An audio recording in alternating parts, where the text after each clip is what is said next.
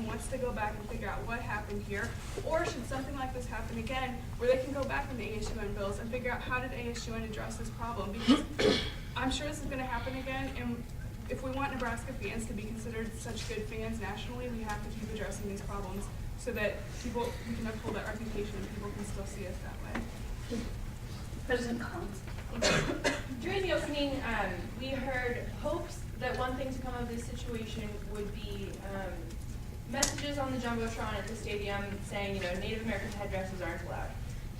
But isn't it about creating a culture of respect and tolerance that goes beyond Native American headdresses?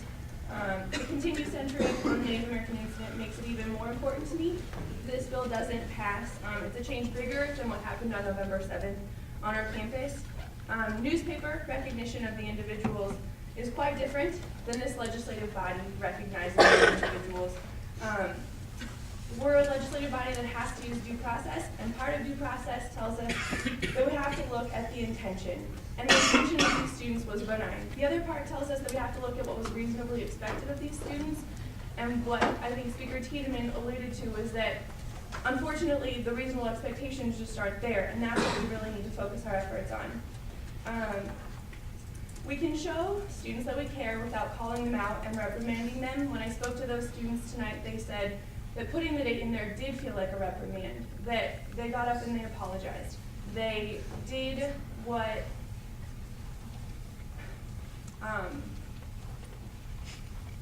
the students that I spoke with tonight believe that it would be them being reprimanded. And I didn't run for student government to ever reprimand a student who didn't know what they were doing was so offensive. I support all students, and I hope that you support all students too. Appointment Secretary Garcia. Well, I'm thinking a lot about what I would like to say about this bill, and I promise you I'm going to try to be brief. I'm also going to try to not be offensive. I can see everybody that's here, and so I can see your reactions to what each senator says. I do want to tell you that if I say something that offends you, the intent was not there. Speaking of intent, Mr. Dunn, you mentioned that we don't know what the student's intent was. And you mentioned that after we know we witnessed an apology from the three students. Andrew, the student who was speaking on their behalf, said, quote, "It was never our intention to blatantly disrespect Native Americans." I think it's already been said enough that we have to consider intent when considering hate speech. I just wanted to clear that point up. I know I'm supposed to steer clear of analogies, but Molly, I'm just going to kind of point to your analogy about the Mothers Against Drunk Driving. You're right, those personal stories really do drive it home, and particularly the people that we heard from tonight really, it kind of helps me understand even more fully from the executive committee exactly what you're feeling. But as I peruse the Mothers Against Drunk Driving website, it never says in their mission statement or even their histories, it doesn't cite specific examples about this person was killed because of this drunk driver on this day, etc. But it does say this is our mission to educate people about drunk driving and the dangers thereof. So that's why I think that the government bill is more universal, and as Speaker Tiedemann mentioned before, it can help us move forward. Lastly, we've heard a lot of talk about people of color and being a person of color on campus. I am, in fact, a person of color on this campus. And I'm trying really hard to think of a situation in which I would feel this deeply offended. It's really hard, actually, to find an example. The best thing I could think of was when my mom told me that when she went to Texas Tech back in the day, that's a long time ago, A&M or other opposing schools used to call them tortilla tech because a lot of Mexican Americans attended the university, and so during football games they would throw tortillas on the field. And yeah, that's pretty offensive, I guess. I wasn't there, and this was in the 70s, so I think a lot has changed since then. But since I can't think of something that would happen now, I think that it's important that we have something that kind of encompasses anything that could happen in the future. Given, I wish that nothing would ever happen in the future to support my culture, your culture, anybody else's culture in this room in particular.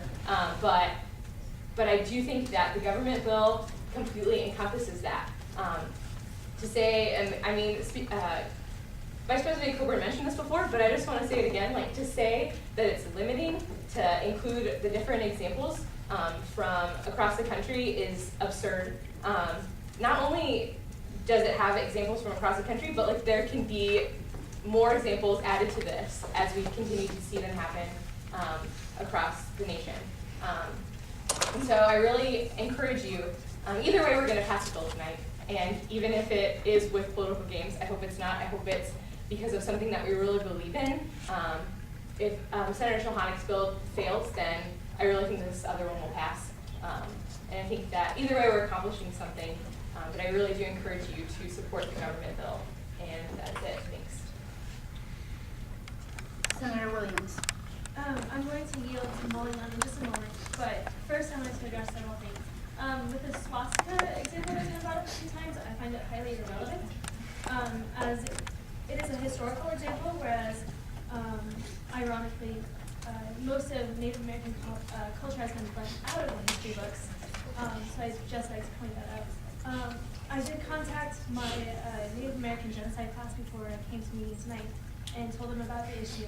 And so I really wanted to take back good news when I go back to class tomorrow. Another thing, we do need an issue to point to.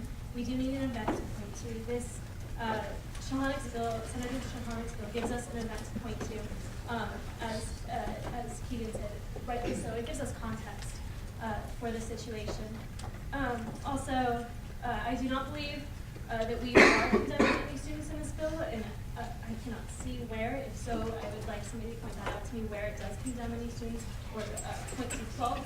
I understand that President Collins said that even mentioning the date point or attributes fault to them. However, I would disagree, I suppose. That's fine if that's the way that they feel, but also I'd like to point out how look at the body around you, our representative body, and how representative is it in Apple Valley? When you look around, how many white people are sitting at these tables right now? I cannot say how ironic this all is to me. And I think it would be novel if a white person did take fault for all this. And I applaud Vice President Coburn and Senator Shulhanik for addressing these issues, definitely, and for taking some fault. But really, the fault lies with us.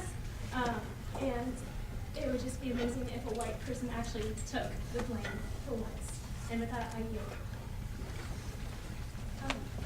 We've been talking a lot, or at least I've been hearing you guys talk a lot about two things, burden and justice. So first of all, address the burden. You say that,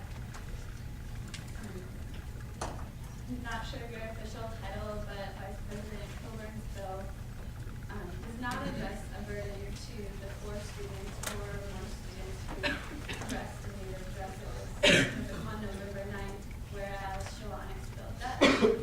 But never once have I heard the focus shifted to our burden and the burden of the 113 or 62. I've heard 2 differing numbers. I'm sorry, I don't have the real stats. The Native students here on campus. I've never heard any reference to the burden we've been carrying around since November 9th. And in conversations we've had with the student today, they said they dressed in this, and they didn't understand that was offensive, and they heard maybe a few people were upset about it, but that they were really taken aback by the article in the DN today where they learned that people were upset. Whereas this is something we've been dealing with since November 7th, so I'd appreciate if you guys would consider that, and appreciate that this is a burden we have carried around and will continue to carry around. And then as far as justice goes, one senator, I'm sorry I didn't write down who, said we need to address how we can best serve justice here tonight. Well, we have heard several